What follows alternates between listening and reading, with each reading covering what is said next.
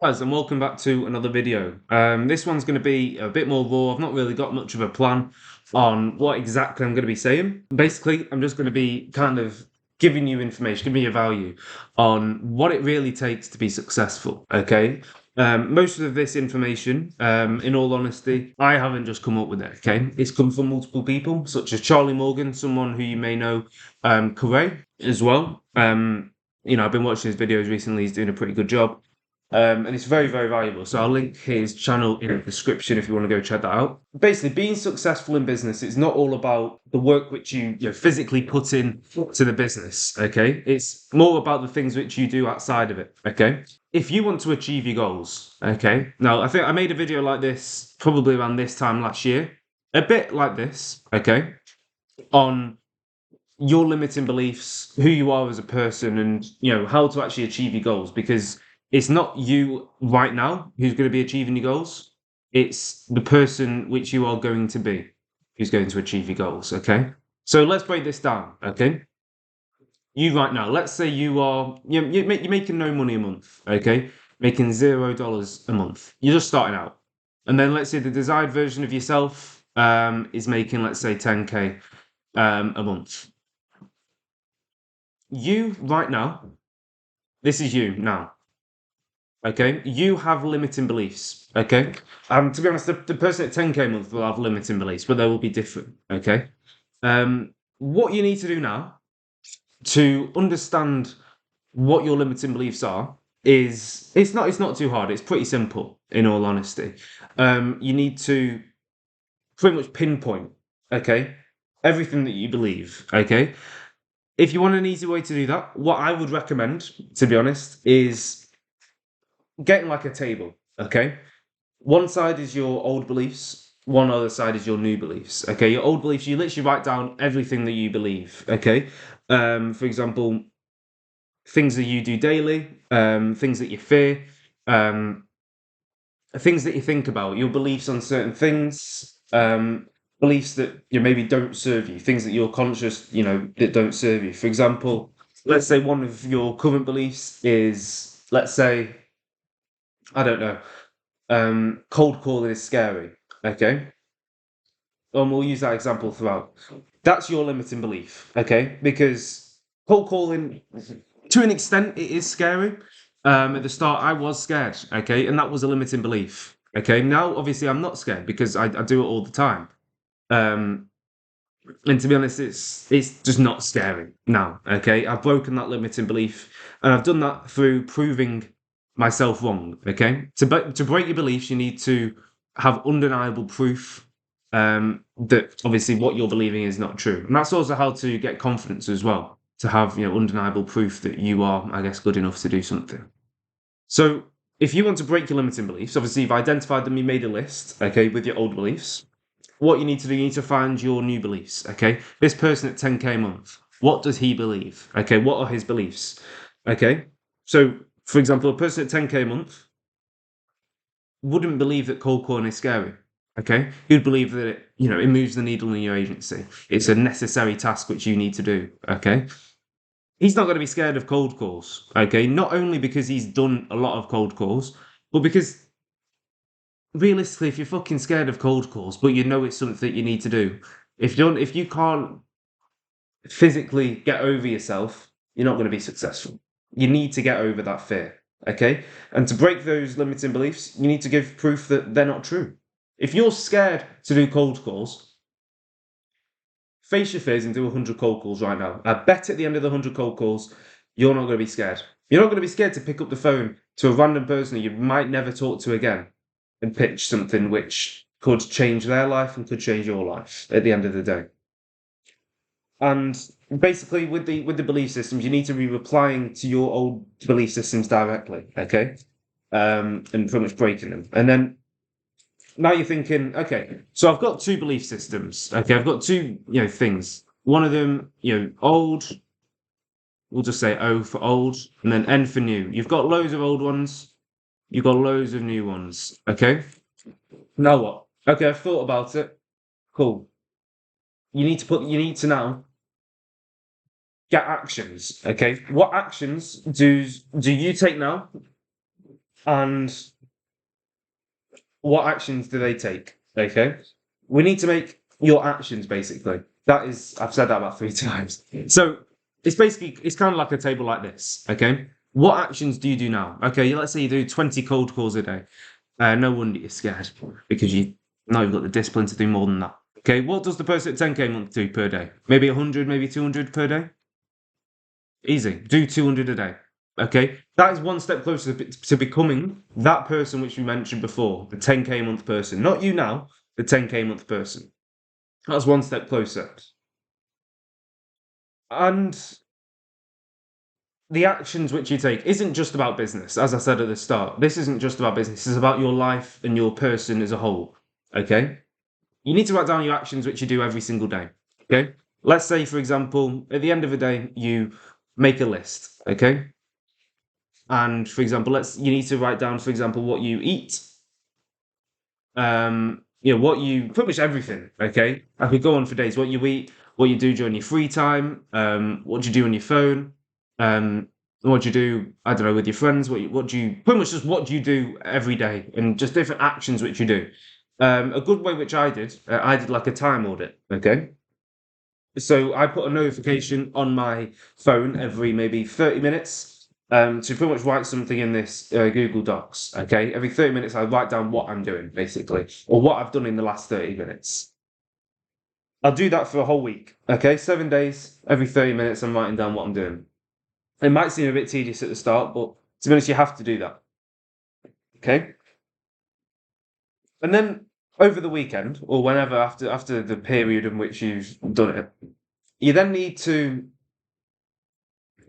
pretty much eliminate and cross out the ones which which the person at your end goal doesn't do. Okay? Does the person at your end goal scroll on TikTok for 2 hours a day? No. You need to remove that. Okay? Does your person, I don't know, do loads of other bad habits? Do they party? Do they do drugs? Do they vape, for example? No, they probably don't. Because if you make 10K a month and you go partying every night, well, you must be fucking very lucky. Because that just, if you're self-made, you really don't be making. That's bad English. You really can't be making 10K a month if you've got that many bad habits. So, what do you do? You're probably saying, yeah, okay, cool. I'll cut them out. Unfortunately, that doesn't work. There's another stipulation here. You can't just remove bad habits by. Let me just make myself a little bit bigger. You can't just remove bad habits by saying that you're going to quit, because unfortunately that doesn't work. Okay, you get a certain amount of dopamine per, pretty much per bad habit or any habit. To be honest, anything that you do, you get dopamine from. Unless this is the dopamine levels. And let's say you are. This is from. Let's think of an example. Watching TikTok, for example. Okay, how much dopamine do you get from watching TikTok on a scale of maybe 1 to 10? It's probably quite high. Okay, because you've got a For You page. It's tailored to you. It's things that you're going to find funny, find engaging. So you stay on the platform. Okay, it's probably going to be around 9 or 10. Okay, this is your base dopamine level when you're watching TikTok. Okay, this is pretty much what your brain's going to feel, and you're going to feel good when you're doing dopamine.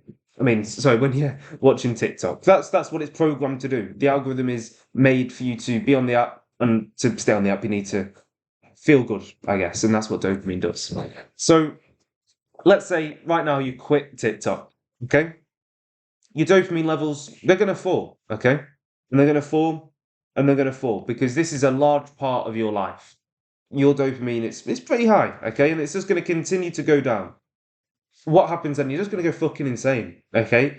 Think about how much, let's say, for example, I don't know, you eat, or maybe you don't eat, let's say you're on your phone for 12 hours a day, okay? And you then stop, then you pretty much just say, you know what? I'm not going to go on my phone ever again.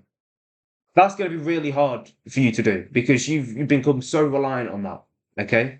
Your brain has, formed pretty much your life around your phone. It's going to be really hard for you to do that. And if you really do try to just not use your phone for at least maybe a week, when it's literally there, it's going to be really difficult.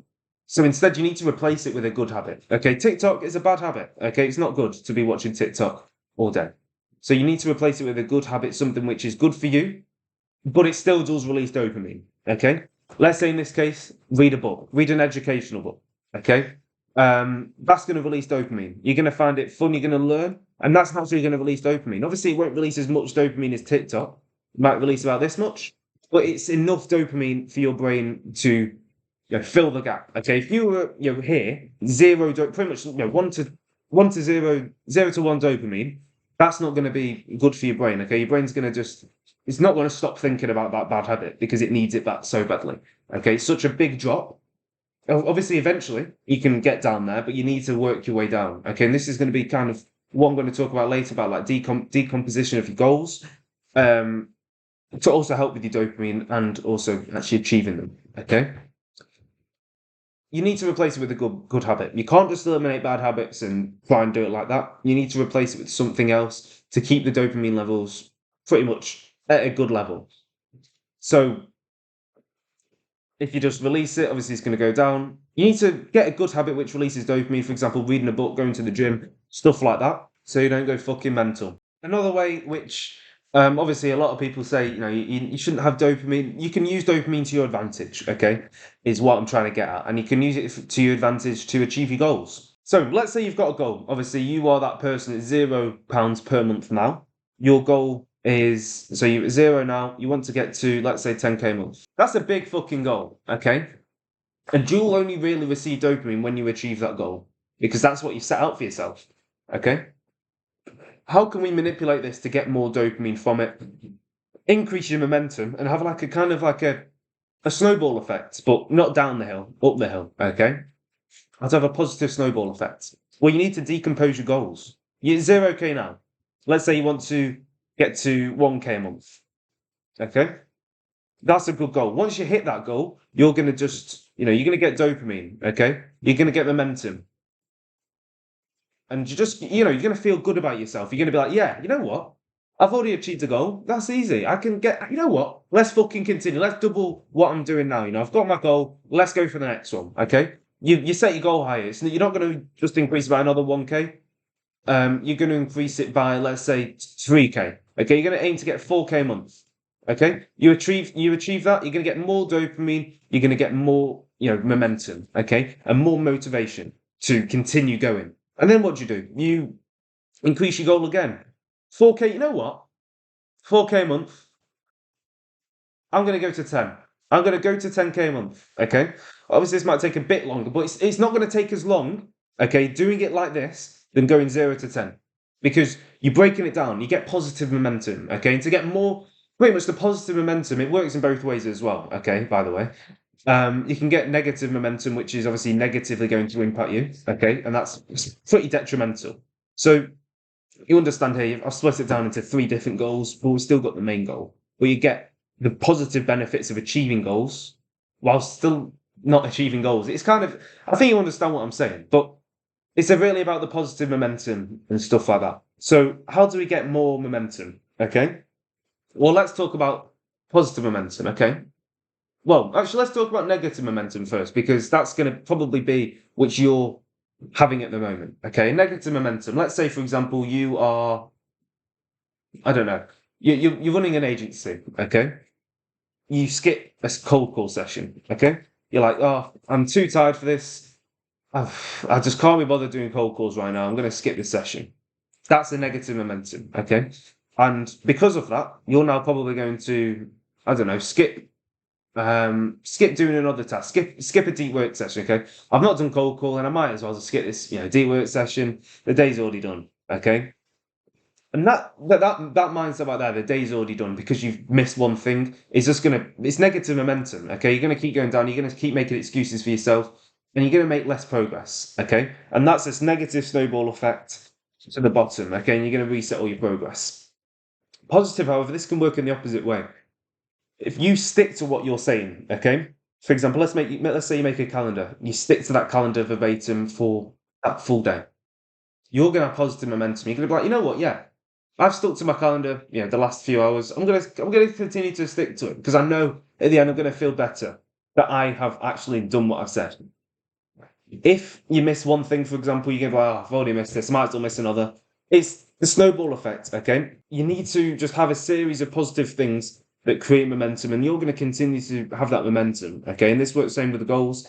You need to be having positive momentum if you really want to be achieving your goals fast. But most importantly, going back to what I said, you won't be achieving your goals if you're not the person person able to achieve your goals, okay? You need to be doing the things which the 10K month person is doing. And the person who's making 10K a month is creating positive momentum for themselves. They've broken down their goals. They've done everything in this video. They've taken notes, and most importantly, they're taking action. Okay, so this video is kind of all over the place, I understand, but I hope you got the general idea of really how to become successful nowadays in business. It doesn't even just relate to agency, it can relate to any business model, to be honest with you. Yeah, if you're going to take anything away from this video, take notes.